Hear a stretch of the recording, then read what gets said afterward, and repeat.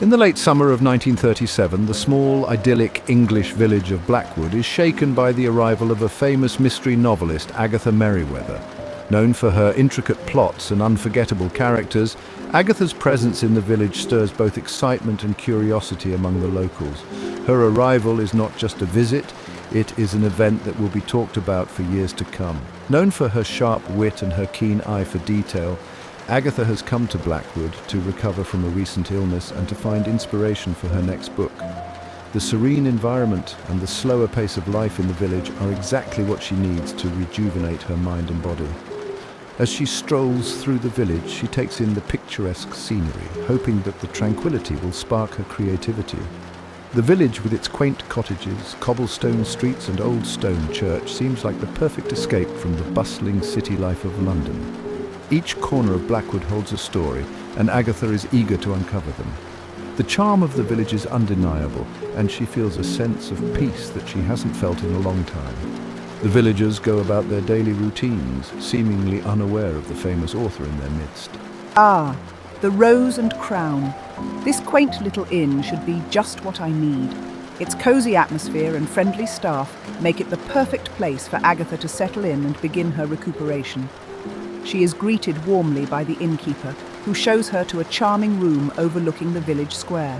Agatha rents a room at the Rose and Crown, the village inn, where she meets a host of eccentric locals, each with their own quirks and secrets.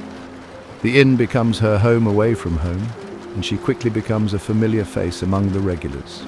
The interactions she has with the villagers provide her with a wealth of material for her writing. Among them are Lady Beatrice Cromwell, the elderly, sharp-tongued widow who is the last of the Cromwell family line. Lady Beatrice is a formidable presence in the village, known for her biting remarks and her vast knowledge of Blackwood's history. Despite her tough exterior, Agatha senses a deep loneliness in her. Reverend Elijah Bennett, the pious village priest with a troubled past. Reverend Bennett is a man of faith, but his eyes reveal a sorrow that hints at a past filled with regret and loss. Agatha is intrigued by his story and wonders what secrets he might be hiding. Edwin Marsh, a reclusive artist who spends his days painting in the village's old mill. Edwin's art is both haunting and beautiful, reflecting the inner turmoil of a man who prefers the company of his canvases to that of people. Agatha finds his work fascinating and wonders what drives his solitude. Nora Thompson, the innkeeper's daughter and aspiring actress who dreams of escaping village life. Nora's youthful exuberance and dreams of stardom bring a breath of fresh air to the village. She confides in Agatha about her aspirations, and Agatha can't help but feel a sense of kinship with the young dreamer. Dr. Simon Gray, the village doctor, who seems both charming and enigmatic. Dr. Gray's calm demeanor and enigmatic smile make him a subject of much speculation among the villagers. Agatha is drawn to his mysterious aura and wonders what lies beneath his composed exterior. And Graham Whitaker, a wealthy businessman, recently returned to Blackwood after years abroad. Graham's return to the village is shrouded in mystery, and his sudden reappearance raises many questions. Agatha is curious about his past and what brought him back to Blackwood after so many years. The villagers are initially wary of Agatha, but her curiosity and charm soon win them over. She becomes a beloved figure in the village, and her presence brings a sense of excitement and intrigue. Agatha's interactions with the villagers provide her with a deeper understanding of human nature, which she channels into her writing. However, her quiet retreat takes a dark turn when a body is discovered in the early hours of a misty morning. The peaceful village is thrown into chaos, and Agatha finds herself at the center of a real-life mystery. As the villagers grapple with the shocking discovery, Agatha's skills as a mystery novelist are put to the test. She must navigate the web of secrets and lies that surround the village to uncover the truth behind the murder.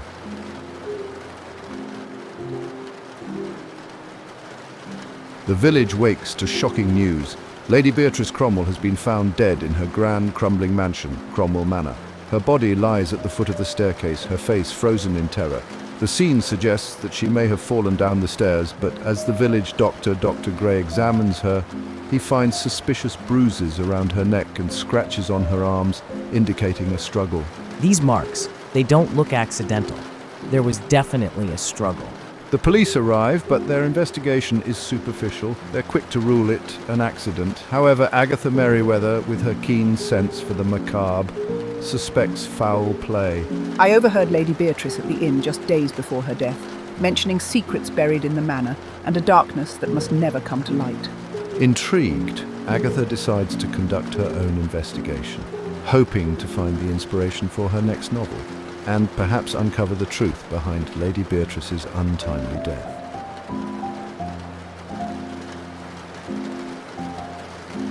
As Agatha starts interviewing the villagers, she uncovers a web of secrets that suggest Lady Beatrice's death was no accident. Each conversation she has reveals more layers of intrigue and suspicion, painting a picture of a village steeped in mystery and hidden motives. It seems that nearly everyone in Blackwood had a motive for wanting the old woman gone. From long-standing feuds to recent disputes, the reasons for animosity towards Lady Beatrice are as varied as the villagers themselves. Her death, it shakes me to my core. She was a pillar of this community despite our differences. We had our disagreements, especially over the land around the church, but I am innocent. I would never harm her, despite our conflicts.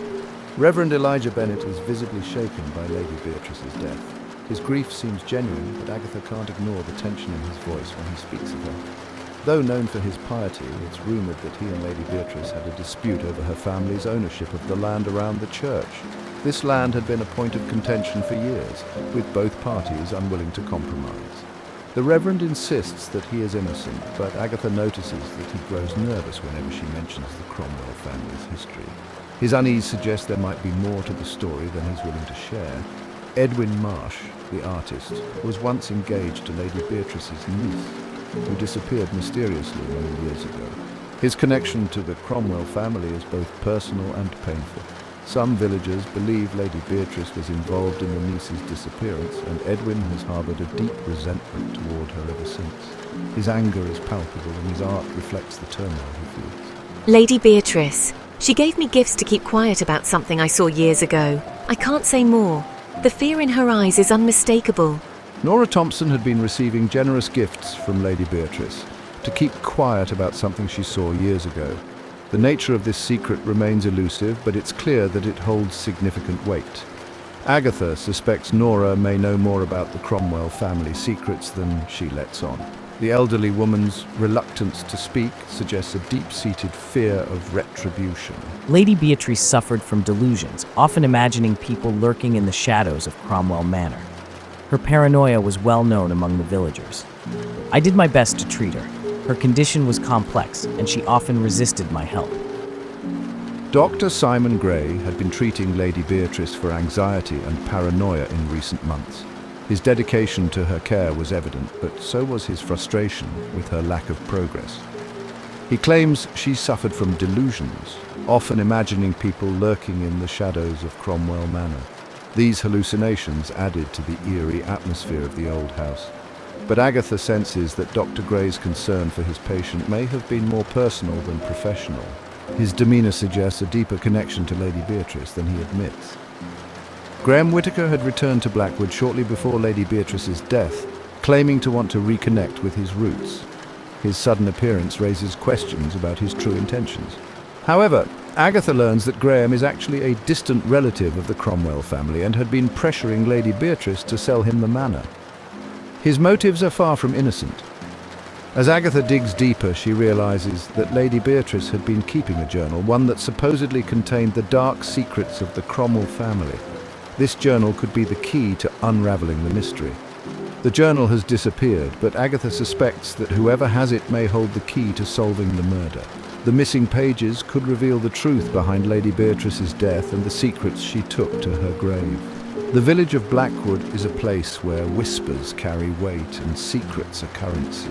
Agatha's investigation is met with resistance at every turn, as the villagers close ranks to protect their own.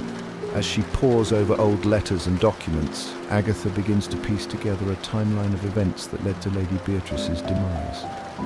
Each clue brings her closer to the truth, but also deeper into danger.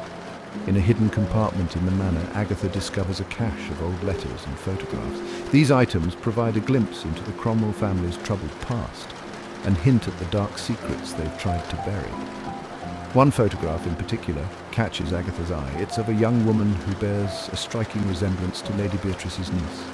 Could this be the key to understanding the family's dark history? Agatha's relentless questioning begins to wear down the villagers' defenses. Some start to reveal snippets of information while others grow increasingly hostile. An old map of the village, marked with various locations, provides Agatha with new leads to follow. Each marked spot represents a piece of the puzzle she needs to solve. In the depths of Cromwell Manor, Agatha finds a hidden door leading to a secret passage. This discovery could be the breakthrough she's been searching for.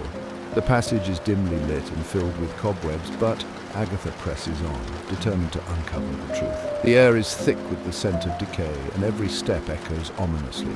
At the end of the passage, Agatha finds a hidden room filled with old documents and artifacts. This room holds the answers she's been seeking, but also raises new questions. Among the documents, Agatha finds Lady Beatrice's journal. The detailed entries provide a first-hand account of the events leading up to her death and the secrets she was desperate to protect. One entry in particular shocks Agatha.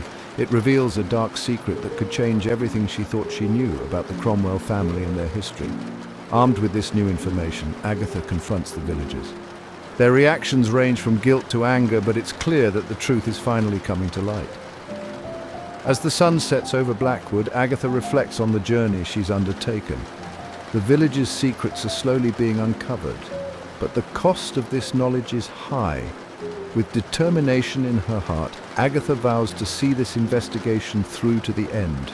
The truth about Lady Beatrice's death and the Cromwell family's secrets will be revealed, no matter the cost.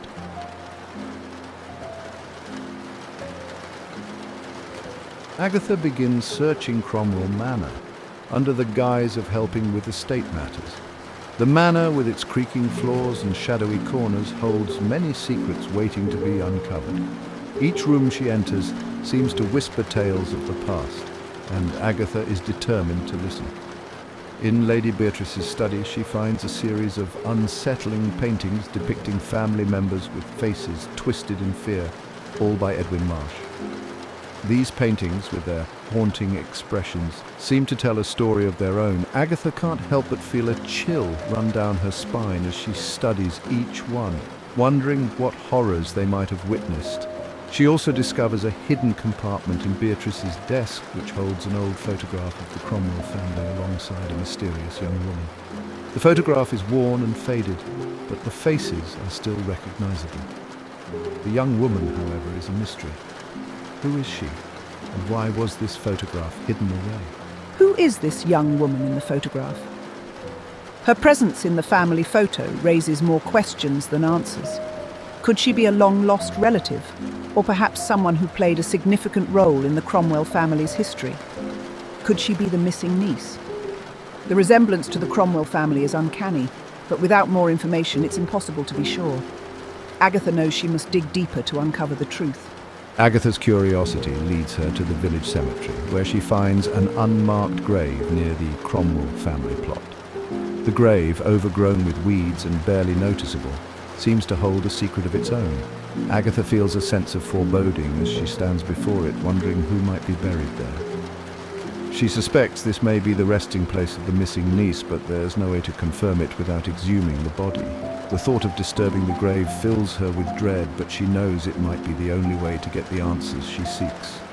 Around town, rumors spread that Lady Beatrice's ghost now haunts Cromwell Manor, seeking vengeance on those who wronged her. The manor, already a place of mystery and fear, becomes even more ominous as tales of ghostly apparitions and unexplained noises circulate among the villagers. The villagers grow more fearful, and several of them stop cooperating with Agatha. Their fear of the supernatural, combined with their distrust of outsiders, makes her investigation even more challenging. But Agatha is undeterred. She knows she must press on. However, she manages to obtain a crucial piece of evidence, a letter from Lady Beatrice to Reverend Bennet, dated the night of her death. The letter, written in a hurried and shaky hand, hints at a dark secret that Lady Beatrice was desperate to keep hidden. In this letter, Lady Beatrice confesses that she did what had to be done to protect the Cromwell name. This changes everything. The revelation in the letter suggests that Lady Beatrice was involved in something much more sinister than anyone had imagined. The mystery deepens as Agatha pieces together the clues and red herrings, determined to uncover the truth behind Lady Beatrice's death. Each new discovery leads to more questions, and Agatha realizes that the answers she seeks may be more shocking than she ever anticipated. The tangled web of secrets, lies, and hidden truths begins to unravel, and Agatha knows that she's getting closer to solving the mystery. But with each step she takes, the danger grows, and she must be careful not to become the next victim of Cromwell Manor's dark past.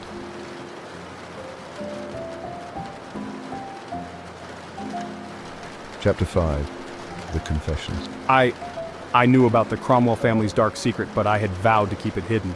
Lady Beatrice's niece, it turns out, had discovered the family's connection to a hidden fortune that had been illegally acquired generations ago.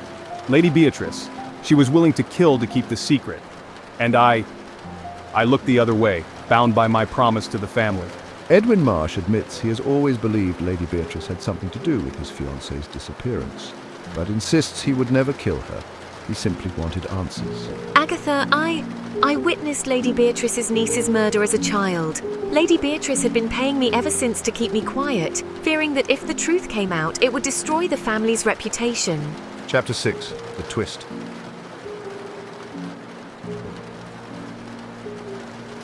With most of the pieces in place, Agatha has one final confrontation with Dr. Simon Gray.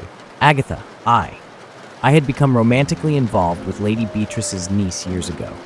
We had planned to elope, but when Lady Beatrice discovered our intentions, she threatened to disown her niece and ruin my career. In desperation, Dr. Gray had helped Lady Beatrice hide the body after she killed her niece in a fit of rage. After years of guilt, I could no longer bear the burden. I confronted Lady Beatrice on the night of her death, demanding she confess. When she refused, I pushed her down the stairs, making it look like an accident.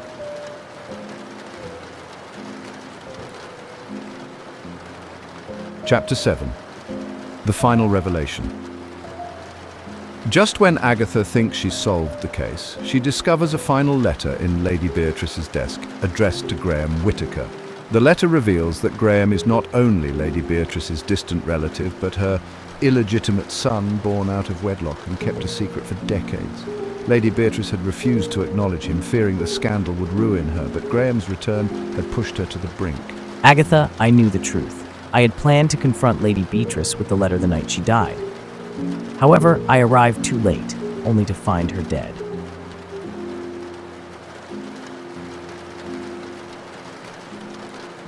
Epilogue.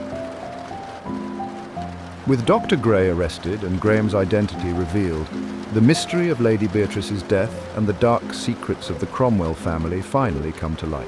I'll write a novel inspired by this case, one that would bring a bit of justice to the tragic lives of those silenced by Blackwood's secrets.